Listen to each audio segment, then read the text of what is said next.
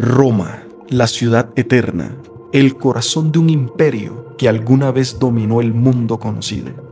Un coloso que extendía sus brazos desde las tierras frías de Britania hasta los desiertos ardientes de Egipto, desde las costas de Hispania hasta las arenas de Mesopotamia. Durante siglos parecía inconmovible, eterna, destinada a gobernar sin final.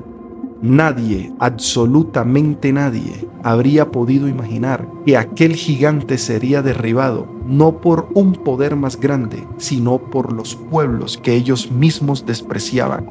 Los llamaban bárbaros. Pero la historia de la caída de Roma no es solo de la invasión extranjera, es de un imperio que comenzó a desgarrarse desde dentro, consumido por su propia ambición, su corrupción y sus contradicciones. Un imperio que cuando más grande parecía, ya estaba comenzando a morir. Al inicio, Roma era fuerza y disciplina. Sus legiones eran terror de sus enemigos, soldados enterrados con armaduras relucientes, capaces de marchar kilómetros y aún así entrar en batalla con una precisión mecánica, construyendo carreteras que aún hoy sobreviven, acueductos que llevaban agua a millones y ciudades que parecían invencibles. En sus mejores tiempos, bajo la llamada Pax Romana, el imperio vivió un siglo de prosperidad, estabilidad y expansión, pero la paz, como siempre, fue frágil. Con el tiempo, las primeras grietas aparecieron a medida que los emperadores se sucedían. Las luchas por el poder se volvieron cada vez más sangrientas. Hubo décadas enteras en las que los emperadores duraban meses antes de ser asesinados o traicionados. El ejército, en lugar de ser la fuerza del pueblo, se convirtió en juez y verdugo.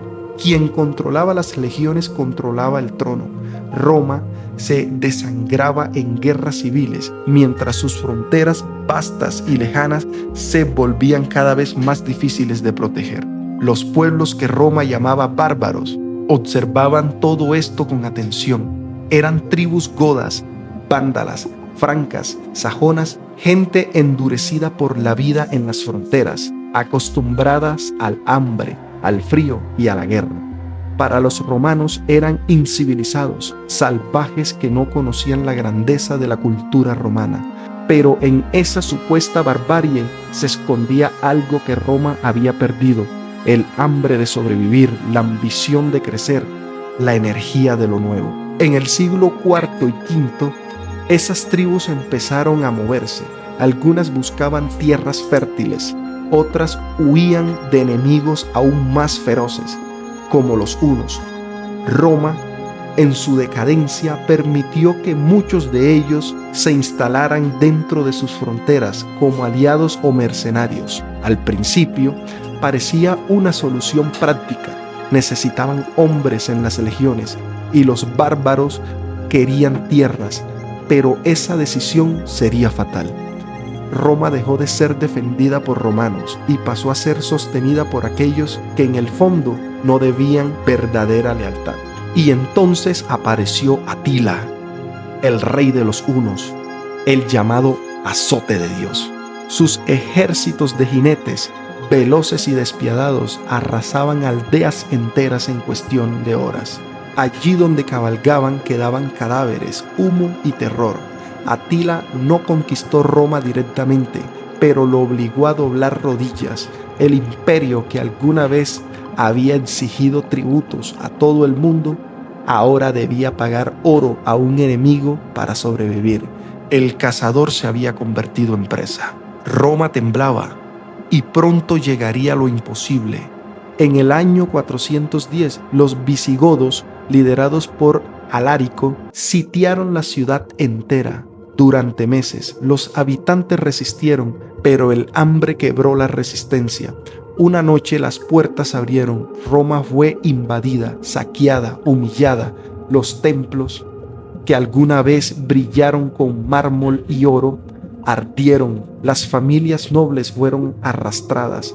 Las calles se llenaron de gritos y fuego. Roma no había visto un enemigo dentro de sus murallas en casi 800 años. Lloraba bajo el peso de la derrota. Ese golpe fue devastador, pero no el último. Décadas más tarde, en el 455, los vándalos llegaron desde el norte de África, cruzaron el Mediterráneo y tomaron la ciudad nuevamente. Durante 2 semanas la saquearon sin piedad, llevándose tesoros, reliquias y destruyeron lo que quedaba de su grandeza.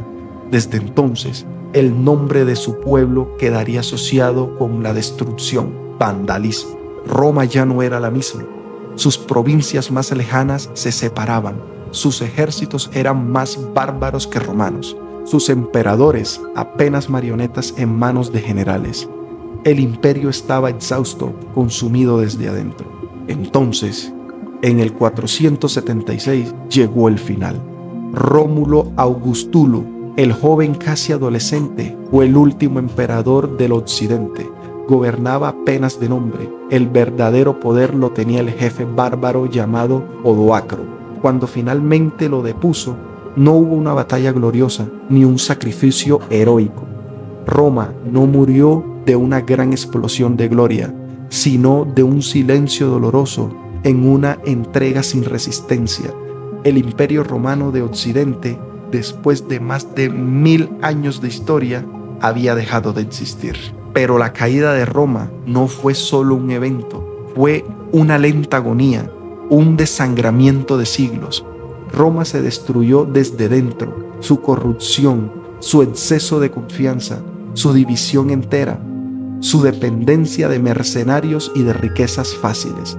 Los bárbaros fueron simplemente el golpe final, los sepulteros de un gigante que ya estaba herido. De las cenizas de Roma nacerían los reinos medievales, las lenguas que hoy hablamos, las naciones de Europa. El mundo cambió para siempre, pero la pregunta sigue viva, tal cual como hace 1500 años. Si Roma, con toda su grandeza, pudo caer, ¿qué nos espera a nosotros? Porque Roma dejó monumentos, dejó leyes, dejó cultura, pero sobre todo dejó una advertencia: ningún imperio, por más poderoso que parezca, es inmortal. Y mientras las ruinas del Coliseo siguen en pie, silenciosas bajo el sol de Italia, parecen recordarnos lo mismo una y otra vez: todo el imperio, tarde o temprano, cae.